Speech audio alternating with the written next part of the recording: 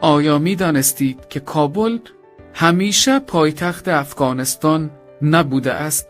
در واقع تیمورشاه درانی، پسر احمد شاه درانی، کسی بود که در سال 1776 میلادی پایتخت را از قندهار به کابل منتقل کرد. اما چرا؟ تیمورشاه معتقد بود که کابل به دلیل موقعیت جغرافیایی بهتر، امنیت بیشتر و نزدیکی به مسیرهای تجاری برای اداره کشور مناسب تر است.